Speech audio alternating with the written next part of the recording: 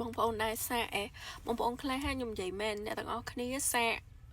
treat អ្នកផ្ទះអ្នកទាំងអស់គ្នាបងប្អូនម៉ាក់ប៉ាប្តីប្រពន្ធអ្នកទាំងអស់គ្នាដូចអ្នកទាំងអស់គ្នា treat អ្នកដទៃគឺខ្ញុំជឿថាអ្នកទាំងអស់គ្នាអត់ដែលមានរឿងលកម្មកោមួយគ្នាទេហេតុអីបើខ្ញុំនិយាយអញ្ចឹងពីព្រោះយើងមួយចំនួនធំណាខ្ញុំនិយាយអញ្ចឹងហ្មងយើងជាមួយអ្នកដតីគឺយើងខ្លាចចិត្តអ្នកដតីខ្លាំងមែនតើលក្ខណៈថាអូបើគេឲ្យអីគេជួយអីអញ្ចឹងណាអូយអរគុណគេហើយបើសិនជាធ្វើអីប៉ះទេតាន់តិចទួចសំបីតាគេពឹងណាសំបីតាគេមកពឹងខ្លួនឯងហើយខ្លួនឯងអាចជួយគេបានហ្នឹងក៏សុំទោសគេដែរអត់បាច់ថាទៅដល់ថ្នាក់ធ្វើអីខុសលើគេ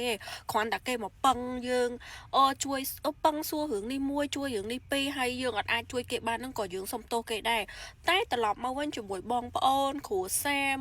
ចាអ្នកចិត្តដិតមួយយើងខ្លាំងគឺយើងភ្លេចអានឹងអស់លីងភ្លេច appreciate វាថាវត្តមានទង្វើល្អល្អអ្នកដែលនៅចិត្តខ្លួនយើងមែនតើអ្នកដែលស្រឡាញ់យើងមែនតើ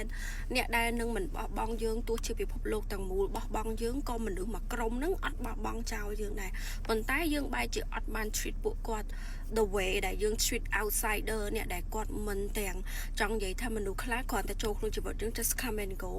គឺយើងនៅតែមានពាក្យអរគុណនៅតែមានពាក្យថាអូខ្ញុំនឹកអ្នកឯងខ្ញុំស្រឡាញ់អ្នកឯងអរគុណច្រើនអូខ្ញុំសុំទោសដែលមិនអាចជួយអីបានអូខ្ញុំសុំទោសដែលខ្ញុំធ្វើខុសឬក៏អីអញ្ចឹងប៉ុន្តែត្រឡប់ទៅវិញអ្នកគៀកខ្លួនឯងខ្លាំងមែនតើបែរជាយើងមើលរំលង